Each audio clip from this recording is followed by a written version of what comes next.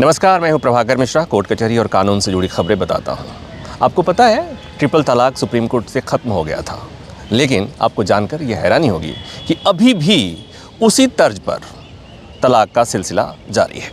और इसी मामले में अश्विनी उपाध्याय, जो सुप्रीम कोर्ट के वकील हैं, याचिका लेकर आए हैं और उसके साथ कई और याचिकाएँ आई हैं, जिसमें कुछ ट्रिपल तलाक के ही तर्ज पर जो तलाक की प्रक्रिया जारी है उसे चुनौती दी गई है। सुप्रीम कोर्ट आज सुनवाई को तैयार हुआ है। आज कोर्ट ने उस मामले में नोटिस जारी किया। वैसे कौन वो क्या क्या तलाक है, तलाक के अलग अलग नाम हैं, उसकी प्रक्रिया क्या है, क्या हो रहा है, आपत्तियां क्या है, इन तमाम मसलों पर बात करेंगे। अश्विनी जी, ये जो आज सुनवाई हुई, जिस पर कोर्ट सुनवाई को तैयार हुआ, नोटिस जारी किया, उसमें क्या आप लोगों ने मांग किया है? देखिए, हमारा ये कहना है कि ट्रिपल तलाक भले ख़त्म हो गया, लेकिन अभी 4 तरीके के तलाक और चल रहे हैं। एक है तलाक हसन, दूसरा है तलाक अहसन, तीसरा है तलाक बाइन और चौथा है तलाक किनाया। हमने माननीय सुप्रीम कोर्ट को ये भी कहा है कि ये जो कुरीतियाँ हैं और कुप्रथाएँ हैं, ये केवल शहरों में नहीं चल रही हैं, बल्कि अर्बन रूरल एरियाज़ में खूब चल रही हैं। आज जो यहाँ पे है, एक दिल्ली की पत्रकार है, वो है तलाक हसन की पीड़िता है। उसके हस्बैंड ने 2 बार तो स्पीड पोस्ट भेजा और तीसरी बार ईमेल कर दिया, और जो स्पीड पोस्ट तलाक जो नोटिस भेजा तलाक का, उस पर भी हस्बैंड का कहीं साइन ही नहीं है, वकील का साइन है। शादी किया हस्बैंड ने और नोटिस भेज दिया उसके वकील ने। ऐसे दूसरी नाजरीन निशा है, वो जौनपुर की, उत्तर प्रदेश की रहने वाली है और रहती मुंबई में है। उसके हस्बैंड ने तो सीधे व्हाट्सएप पे ही 2 बार लिख दिया तलाक तलाक, हो गया तलाक। डॉक्टर सईदा अमरीन कलबुर्गी की रहने वाली हैं, कर्नाटक की, MBBS हैं, MS हैं, गायनोलॉजिस्ट हैं। उनके हस्बैंड MBBS MD फिजिशियन हैं, और उन्होंने कहा जाओ तुम्हें आज़ाद किया, जाओ तुम्हें आज़ाद किया, जाओ तुम्हें आज़ाद किया। फिर जब जाके डॉक्टर सईदा अमरीन ने पूछा काजी से कि ऐसे हमको 3 बार कह दिया, तो बोला हाँ, ये तुम्हारा तलाक बाइन हो गया। तो इस तरीके से 3 तलाक भले ख़त्म हो गया, लेकिन वही 3 तलाक अलग अलग तरीके से दिया जा रहा है। SMS पे दिया जा रहा है, ईमेल के ज़रिए दिया जा रहा है, व्हाट्सएप पे दिया जा रहा है, कुरियर करके दिया जा रहा है, पोस्ट ऑफिस के माध्यम से दिया जा रहा है। कई बार तो ऐसा भी हो रहा है कि खुद नहीं दिया जा रहा, वकील के माध्यम से दिया जा रहा है। आज हमने माननीय सुप्रीम कोर्ट को यही कहा है कि ये पूरी तरीके से अनकॉन्स्टिट्यूशनल है। भेदभाव नहीं होना चाहिए, देश की बेटियों को एक समान अधिकार होना चाहिए। मान लीजिए अभी हो क्या रहा कि 4 बहनें हैं, मुस्लिम बेटियां हैं, सगी 4 बहनें हैं, उसमें जो हिंदू से शादी करेगी उसको ज़्यादा अधिकार है, ज़्यादा प्रोटेक्शन है, उसको गुजारा भत्ता भी मिलेगा, उसको सारा सिक्योरिटी मिल रही है। लेकिन जो मुस्लिम से करेगी उसको तलाक हसन, तलाक अहसन, तलाक बाइन, तलाक किनाया मिल रहा है। जो क्रिश्चियन से करेगी उसके अलग अधिकार हैं, जो पारसी से करेगी उसके अलग अधिकार हैं। हमारा ये कहना है कि जब देश में संविधान है और हमने 1975 में भारत को सेकुलर देश घोषित कर दिया, फिर मज़हब के आधार पे ये कुरीतियाँ, ये कुप्रथाएं नहीं चलनी चाहिए। ये जो कुछ चल रहा है मनमाना, ये अपने आप में कुप्रथा है। कॉन्स्टिट्यूशन इसको प्रोटेक्ट नहीं करता। कॉन्स्टिट्यूशन तो यूनिफॉर्म सिविल कोड की बात करता है। ये तो बहुत अनफॉर्चुनेट है कि हम 75 ईयर के बाद भी अभी तक यूनिफॉर्म सिविल कोड लागू नहीं कर पाए। लेकिन कम से कम हमारा ये कहना है कि grounds of divorce, procedure of divorce, grounds of maintenance, procedure of maintenance, amount of maintenance, इसके ऊपर माननीय सुप्रीम कोर्ट अपना डिसीजन दे, और वो रिलीजन के आधार पर उस पर भेदभाव नहीं होना चाहिए। जो आपकी क्लाइंट हैं, उनको क्या दिक्कत आ रही है? उनको दिक्कत ये आ रही है कि 2 बार व्हाट्सएप पे दे दिया तलाक तलाक, तलाकनामा दिया नहीं, खुद तो शादी कर लिया, अपना घर बचा लिया, और अब महिला ये दूसरी शादी करना चाह रही है, तो जिससे भी करना चाह रही है, जब उसको पता है तो तलाकशुदा है, तो वो कह रहा है जी अपना तलाकनामा दिखाओ। इसके पास तलाकनामा तो है ही नहीं, इसके पास तो केवल व्हाट्सएप पे लिखा हुआ है तलाक तलाक। सिमिलरली बेनज़ीर हिना, वो जर्नलिस्ट है, उसके हस्बैंड एडवोकेट है दिल्ली में। अब बेनज़ीर अगर दूसरी शादी करना चाहे तो कर ही नहीं पा रही है, क्योंकि जब जैसे लोगों को पता चल जाता चीज़ तलाकशुदा है, तो लोग कहते हैं भाई तलाकशुदा है तो कुछ कागज़ तो दिखाओ, और इन महिलाओं के पास कोई कागज़ ही नहीं है। अब जो बेनज़ीर हिना के हस्बैंड ने 2 बार वकील के माध्यम से भेज दिया, 1 बार ईमेल पे भेज दिया, और कोई प्रॉपर फॉर्मल कोई तलाक का मतलब हुआ ही नहीं है। कोई उनके पास सर्टिफिकेट नहीं है जिससे वो किसी और को दिखा के ये प्रूव हो सके कि हाँ भैया मेरा तलाक हो चुका है। लोग कह रहे हैं भैया जब तुम्हारा पिछली जगह तलाक ही नहीं हुआ, हम तुमसे शादी कैसे करें? तो लड़कों की शादी तो दूसरी हो जा रही है, वो तो 3 बार तलाक, 2 बार तलाक करके, 3 बार तलाक करके, ईमेल करके तलाक शादी कर ले रहे। लड़कियों की दूसरी शादी नहीं हो पा रही, वो बेचारी बैठी पड़ी है। अब एक बात बताइए, जब सुप्रीम कोर्ट ने ट्रिपल तलाक को अवैध घोषित किया था, उसके पहले क्या व्यवस्था थी? क्या उसके पहले कोई इस तरह का सर्टिफिकेट, कुछ इस तरह की चीज़ें मिलती थी क्या? देखिए, ये मनमाना बहुत दिन से चल रहा है, और दुर्भाग्य ये है कि जिस टेक्नोलॉजी को आज यूज़ किया जा रहा है, ये टेक्नोलॉजी 100 साल पुरानी है। 200 साल पहले पोस्ट ऑफिस नहीं था, लेकिन पोस्ट ऑफिस को यूज़ किया जा रहा है। ईमेल तो अभी 20-30 साल पहले आई है, ईमेल को यूज़ किया जा रहा है।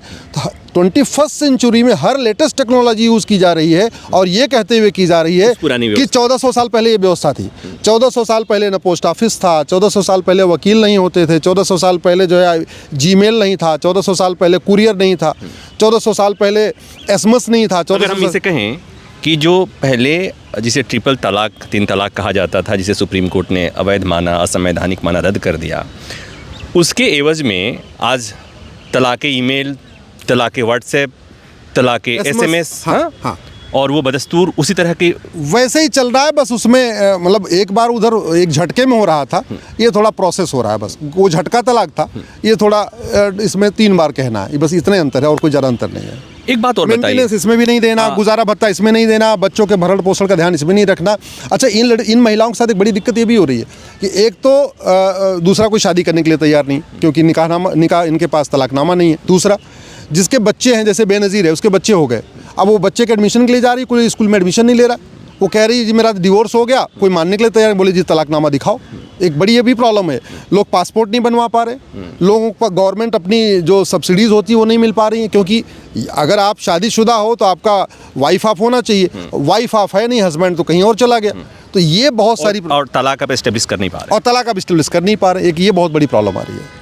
एक बात और बताइए, हाँ, ये जो केसेस सुप्रीम कोर्ट में आए हैं, सब वेल टू डू हैं, पढ़े लिखे लोग हैं, तो जो पढ़ी लिखी महिलाओं के साथ अगर ऐसा हो रहा है तो उन महिलाओं का क्या, जो अपने अधिकारों के बारे में जिन्हें पता नहीं, जो अदालत नहीं जा सकती, जिसकी पहुंच अश्विनी उपाध्याय या सुप्रीम कोर्ट तक नहीं है, हाई कोर्ट तक नहीं है, उनके बारे में कौन सोच रहा होगा? ये आज मैंने माननीय सुप्रीम कोर्ट को बताया है कि ये जो महिलाएं हैं, 8 महिलाएं आई हैं, ये दिल्ली की हैं, मुंबई की हैं, कलकत्ता की हैं, लखनऊ की हैं, पढ़ी लिखी हैं, कोई डॉक्टर है, कोई पत्रकार है, कोई ग्रेजुएट है, कोई पोस्ट ग्रेजुएट है, इस तरीके की महिलाएं हैं, वेल पढ़ी लिखी महिलाएं।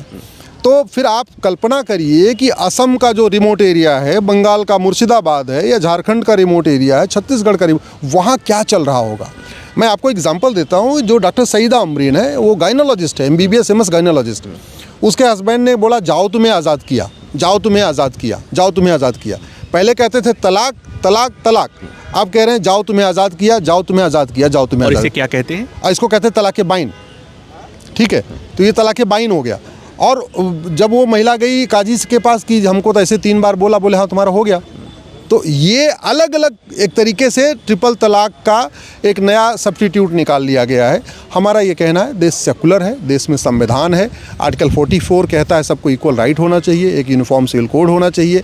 तो नहीं यूनिफॉर्म सिविल कोड कम्प्लीटली, तो कम से कम 4-5 काम हो जाए, मेंटेनेंस सबको मिले, प्रोटेक्शन सबको मिले, ग्राउंड्स ऑफ डिवोर्स एक डिफ़ाइन हो जाए, प्रोसीजर ऑफ डिवोर्स सबका डिफ़ाइन हो जाए, और ये जो यूनिलेटरल तलाक हो रहा है ईमेल, जीमेल, व्हाट्सएप, SMS से, ये बंद करके बाकायदा फैमिली कोर्ट के ज़रिए तलाक हो, कम से कम इतना कर दिया जाए। यूनिफॉर्म सिविल कोड जब आएगा तो आता रहेगा। अब एक बात बताइए, जब ये ट्रिपल तलाक की सुनवाई जो सुप्रीम कोर्ट में चल रही थी, तो क्या उस समय जाओ तुम्हें आज़ाद किया, ये जो तलाक बाइन की बात हो रही है, क्या उस पर चर्चा नहीं हुई थी क्या कोर्ट में? नहीं, इसमें से तलाक़ हसन, तलाक़ अहसन तो उस समय चैलेंज किया गया था, लेकिन ये नया शब्द उस समय तक ध्यान में नहीं आया था। ये नया शब्द उसके बाद निकाला गया है, और इसके ऊपर स्टिंग भी हुआ है। कुछ बड़े मीडिया चैनलों ने इस पर स्टिंग भी किया है कि किस तरीके से लोग बता रहे हैं कि अच्छा वो ट्रिपल तलाक ख़त्म हो गया, हम तुम्हारा इसका ये तरीका दे रहे हैं। ऐसे हलाला का भी एक नया उन्होंने एक नया वर्जन निकाल लिया कि हलाला, नाम चेंज कर दिया। अब एक बात बताइए, जब सुप्रीम कोर्ट ने ट्रिपल तलाक रद्द किया था, उस समय ये भी व्यवस्था हुई थी, कोर्ट ने ये भी कहा था कि जो ऐसा करेगा उसे ऑफेंस माना जाएगा, वो क्रिमिनल एक्ट होगा, उसके खिलाफ कार्रवाई होगी। तो क्या उसी को जब दूसरे रूप में कर रहे हैं, तो क्या वो प्रोविज़न यहाँ लागू नहीं होगा? हाँ, लागू होना चाहिए। हमारा यही कहना है कि जो ट्रिपल तलाक एक्ट है, कानून बना हुआ है पार्लियामेंट का, लेकिन उन्होंने उसको तलाक़ बिद्दत तक लिमिट कर दिया है।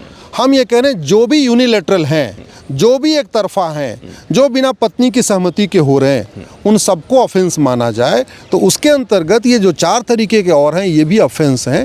प्रोसीजर हम ये कह रहे हैं सबका एक समान होना चाहिए। तो ये सुप्रीम कोर्ट में कौन कौन पक्षकार है और कब सुनवाई होगी अगली? देखिए, 8 महिलाएं हैं, अलग अलग राज्यों से हैं, और 2 सप्ताह का समय दिया है माननीय सुप्रीम कोर्ट ने। 2 सप्ताह बाद दोबारा सुनवाई होगी।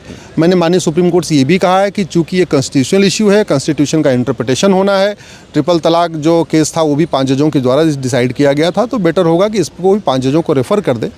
तो आज तो नहीं, मुझे लगता है शायद अगली डेट पे इसमें किसको किसको पार्टी बनाया गया, कौन कौन पार्टी है? इसमें केंद्र सरकार, कानून मंत्रालय है, महिला एवं बाल विकास मंत्रालय है, इसके अलावा माइनॉरिटी अफेयर मिनिस्ट्री है, नेशनल ह्यूमन राइट कमीशन है, नेशनल वीमेन कमीशन है, और ये जो national commission for protection of child right है, बच्चों वाला जो है, उसको भी बनाया हुआ है।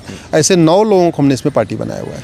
तो सुनने में ऐसा लगेगा कि ट्रिपल तलाक तो ख़त्म हो गया, लेकिन जाओ तुम्हें आज़ाद किया, ऐसा 3 बार करने के बाद, कहने के बाद अगर आज़ाद कर दिया गया बिना किसी ऑब्लिगेशन के, बिना किसी गुजारा भत्ता के, तो बात तो वहीं आके ठहर गई।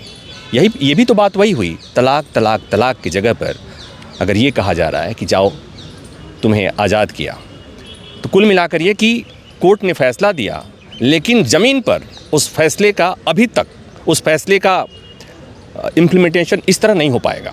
उसको दूसरे तौर पर उसको बनाए रखा गया है, और इसलिए सुप्रीम कोर्ट ने इस मामले में सुनवाई करने की ज़रूरत समझी है। सुनवाई होगी, विस्तार से सुनवाई होगी, और ठीक उसी तरह सुनवाई होगी जिस तरह से ट्रिपल तलाक के मामले में हुई थी जी। और उम्मीद की जानी चाहिए कि उस समय, आपके लिए भी, कि उस समय कोई इस तरह की कोई और प्रक्रिया, जैसा मैंने कहा कि जाओ तुम्हें आज़ाद किया, तलाक़े बाइन, उस तरह की कोई प्रक्रिया छूट न जाए, ये आप लोग सुनिश्चित कीजिएगा। और सुनवाई होगी, फिर उसके बाद से हम विस्तार से बताएंगे। तब तक के लिए इतना ही, नमस्कार।